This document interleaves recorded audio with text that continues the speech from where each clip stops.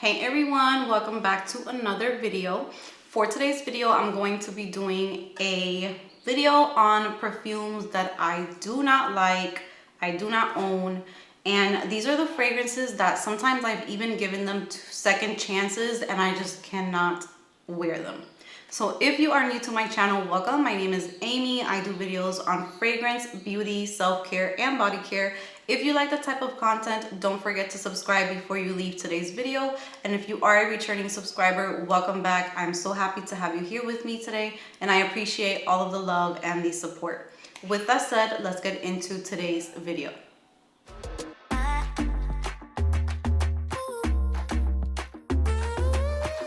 right, so recently I had one of you guys ask me if I can do a video on fragrances that I just did not like. So I already had a list on my phone because I wanted to do that video for a while. So these are fragrances that I have tried, that I've owned before, or maybe I've tried them like at the store or something, but for the most part it's fragrances that I actually tried, gave them second chances. Sometimes I would declutter a fragrance and bring it back because I'm thinking, okay, maybe my nose changed, maybe I'll like it now, and they are just no for me. So I am going to be putting pictures of the bottles of the perfumes because I do not own these perfumes. So let's go ahead and let's get started with the first one. And this first fragrance, I did not like it from the start. Like the first time I ever tried it, it was a no for me. And that is Carolina Herrera's Very Good Girl. This fragrance was so sour to my nose. It was very strong, very pungent, very almost like a fruit gone bad type of sour.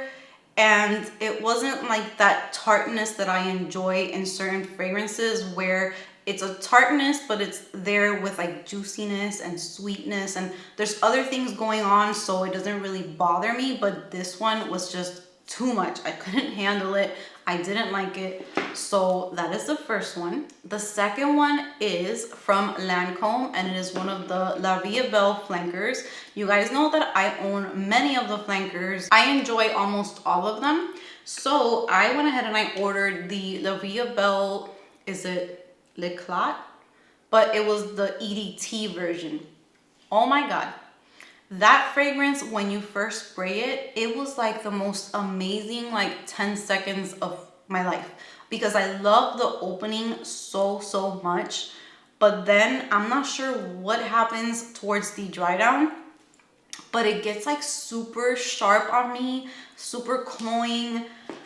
I'm not sure what happened with that one, but I tried it so many times, and every time that I tried it, it would just give me like a headache. It would make me feel sick to my stomach, which when that happens, it's an automatic no for me. It might be because it has neroli in it, but because I do love orange blossom, so I don't think it was the orange blossom, but there was something in that fragrance that I just could not handle, and it was way too cloying, way too thick and syrupy feeling for it being an EDT. I couldn't do that one. The next one that was an automatic hell no. It was the Roberto Cavalli perfume. I was looking up, I believe it was orange blossom fragrances, and I saw that one. It was pretty affordable, so I ordered it. That was another one that made me instantly sick. It gave me a headache. It made me nauseous. It was just so strong for me. I'm not sure what in it bothered me so much. Okay, now it's making sense. I know what it is. I know what it is. I'm looking at the notes, and the main accords for that one are vanilla, and the second thing is amber. I'm starting to realize that not too many fragrances with amber work for me. So that's one of them. And it is pink pepper as the opening note, which I tend to have problems with pink pepper. The middle note is orange, African orange flower. And then the base is vanilla, benzoin, and tonka bean. So it's that benzoin for sure. Because benzoin for me could be either really nice and sweet, or it can be way too sweet to the point that it gives me a headache and it's too much for me to take. So that benzoin in there, it was a no for me. The next one is Dior Addict. I tried this one. Now, to be fair, this one I never bought it and I never tried it like at my home. And when I go to the store sometimes, I can't really go by that. But I do remember trying that one on, I sprayed it on my hand and it wasn't so bad when I first smelled it, but it started to get kind of like screechier and sharper the more that I had it on my skin. And it was one of those fragrances where it's just there, like super loud. I didn't enjoy that one. I know many people love that one. It just wasn't for me. So that one is a white floral. It's vanilla. It has blackberry, mandarin leaf, jasmine, night blooming cerise, orange blossom rose, vanilla tonka bean, and sandalwood. The notes don't really sound bad at all, but there's something about that fragrance that I just did not like, so I never purchased it. The next one, I have some serious beef with this fragrance. Like, it just, I want to love it. I want to love it so bad because there's something about it that I absolutely love, and then there's something about it that I absolutely despise. And this is Valentino's Born in Roma. I got this fragrance before it was even hyped up. It was one of those fragrances that I bought back in 2019. No, I think it was 2020. I don't remember if it was 2019 or 2020. It had to have been 2019 because 2020 we weren't going out of the house. So I think it was 2019. I bought this fragrance at Sephora. I loved it. I thought it was so sexy and it smelled so girly. The way that it's referred to on TikTok or social media is that it girl, that girl. And it's exactly the vibes that it gave. I started to notice that every time that I wore that fragrance, I got like this scratchy feeling in my throat. And I kind of felt like if I wanted to cough, kind of like out of breath. It was the weirdest thing ever. And I wasn't connecting it to the fragrance. I thought it was something else. And every time that I would try to wear it, I would get sick. I would get that feeling. My throat would just be so like scratchy. And I came to find out that it was the fragrance. So I did declutter that one. But I love the fragrance itself. Like the scent of that fragrance is amazing. I wish that I could find that same scent without that scratchy feeling. And I still don't know what it is. I know that that fragrance has pink pepper. I know it has some type of wood. So the first thing that it says here is that it's a woody fragrance. And I usually love woody fragrances, but this has pink pepper, which maybe could be what was bothering me. There's also jasmine tea, bourbon vanilla, guaiac wood. So bourbon vanilla can be a little bit troublesome for me. There's some fragrances that I can't handle it. And I'm thinking that might be what's bothering me. But that is one that I want to love so bad. And I went to the store not so long ago and I sprayed it on my hand and I said, okay, my nose has matured. I can handle this fragrance now. And I got sick. The same way that I got sick at the beginning. It made me sick. I couldn't handle it. So I can't have that one in my collection. Another one that I wanted to love, and by the way, I don't want anyone to feel bad if I don't like these fragrances because many of them, I like how they smell. They just don't work on me, and maybe a note in it bothers me. But it doesn't mean that they're not nice fragrances because I am going to tell you guys a story in a bit, and it just shows how we're all so different. So this next fragrance I really wanted to love, and I got this fragrance. You guys recommended it to me so much. So when I didn't like it, I kind of felt bad. I didn't even want to say that I didn't like it. But this is Lolita Lempicka Lolitaland. So many people were telling me that this was a gorgeous gourmand, a very nice vanilla. So I was very excited to try it. But this one has a note of Bellini in it, and I didn't like it. It also has plum in it, and plum fragrances, I tend to not really enjoy them too much. Depends. The only one that I do love for sure is Jimmy Choo's Fever. I love the plum in that one. This fragrance also has licorice, it has benzoin, Those are the things that probably bother me as well. I didn't see that one as a gourmand fragrance. There was just something in there that didn't allow me to think of it as a gourmand fragrance, and I didn't really get the vanilla too much. So I got more of the orange side of that fragrance. So yeah, I couldn't do that one either. This next fragrance I have talked about so much. It's a very popular fragrance. I love to smell it on other people, but it does not work on my skin and it gives me a massive headache, and that is Mugler's Alien. I find that fragrance so sexy in like a clean way. It's sexy, but then it's also like clean at the same time. That's kind of like how I perceive that fragrance. And I remember asking a waitress once what she was wearing, because I loved every time that she passed by me, I smelled it and it was so good. And she told me that it was Alien. So I went and I got a sample. It was like a travel size sample from Macy's. They were having like this sale and they were gifting like a travel case with whatever fragrance you chose from the store. So I figured, okay, I'm going to ask for Alien and I'm going to try it out. And I couldn't wear it. Every time that I would try it, it would give me a headache. It would be way too loud on my skin. It would just be very sharp. I couldn't enjoy it. Now, the person that told me that they were wearing Alien never really told me if it was the EDP or the EDT. And I have had a lot of you guys suggest that I try the EDT, which I have never tried. So I'm thinking about giving that one a try, because maybe that's the one that I've smelled on people and I didn't know. But the EDP just does not work for me. The next fragrance that I can't do, and I did give this one multiple chances as well, and this is the one that has a little story behind it, is Paco Rabanne's Olympea.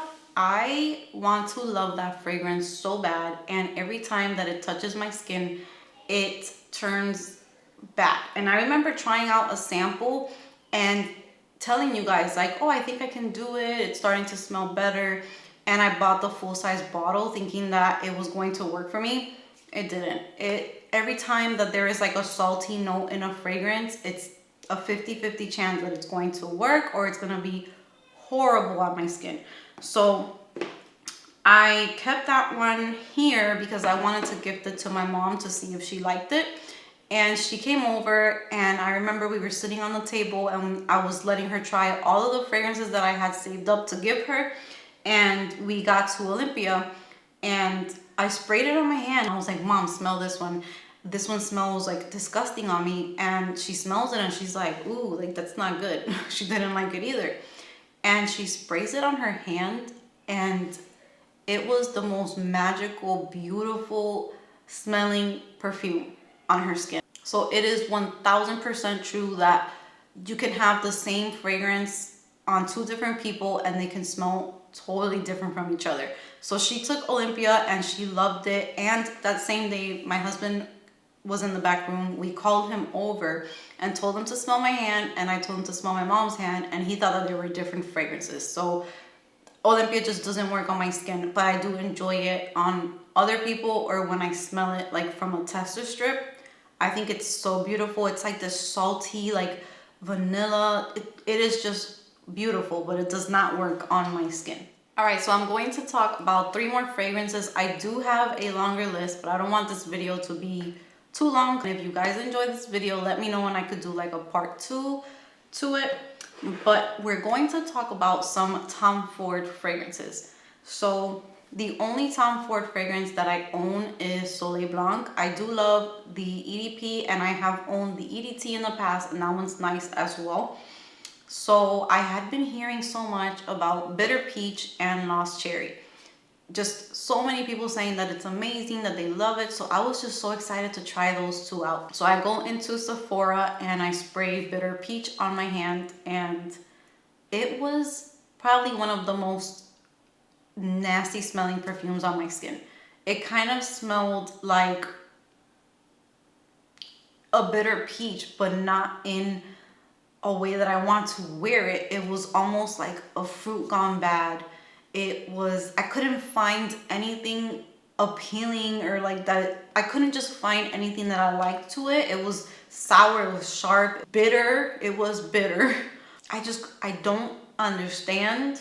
I'm pretty sure that maybe it smells better on other people and maybe I am the problem, but I cannot do that one. Hopefully in the future I can enjoy that one if I try it again, but I have sprayed it about 2 times at Sephora and I absolutely hate that fragrance. And Lost Cherry is another one that I don't hate that one. It's not as bad as Bitter Peach to me, but I can't get into it. I feel like I like it, but there's something about it that I just don't fall in love with that one. I feel like I will like Lost Cherry maybe once I move somewhere with like cooler weather, because I feel like Lost Cherry just doesn't work in like hot weather. But if any of you guys use it in hot weather, let me know. But I feel like that one would probably do better in fall and winter time. So I don't like it right now, but who knows, maybe in the future it'll make an appearance on my channel in a haul or something, but definitely not while I am living here. It is too tropical for that. It's too hot and humid here. And then the last one, I'm sure that many people are going to be so shocked because this is one of those fragrances that so many people love. But I went back and forth with this one. I tried so hard. It's just not for me. And that is Belle. That fragrance, I have tried it. I bought it 2 times and decluttered it 2 times. It always ended up smelling very masculine on my skin. That vetiver was way too harsh on my skin. I didn't get like that sweet pear that everyone was talking about, that it smelled like a dessert. I wasn't getting that. I was kind of getting like a graham cracker mixed with vetiver. That's kind of what I was getting. So I would get kind of like the gourmand aspect of it for a little bit, but I wasn't getting that pear. That was a long time ago. That was kind of like when I first started my channel. I kind of gave up on it and I never really talked about it again. So then I went to the store with my husband and they had a tester of Belle. I sprayed it on my hand and my husband hated Belle as well. He did not like that one. So I sprayed it on my hand and my husband says, whatever you just sprayed smells really good. And I'm like, no way, because it's Belle. You don't like Belle. So I sniffed my hand and I finally got that sweet hair that everyone was talking about. And I was so excited. I was about to grab a bottle and take it home with me. But then it dried down and that vetiver just ruins it for me. That pear doesn't stay. I want it to stay. And I feel like maybe once I move from here, maybe I can enjoy it, but for now it's a no for me as well. That brings me to the end of this video. I hope that you guys enjoyed it. Let me know what are some fragrances that no matter how much you try them or no matter how much people like them or people talk about them, what are those fragrances that you just cannot do, that you don't like them, that you can't handle them? I would love to know. If you guys enjoyed this video, give it a big thumbs up. Subscribe if you haven't subscribed, and I will see you guys in my next video.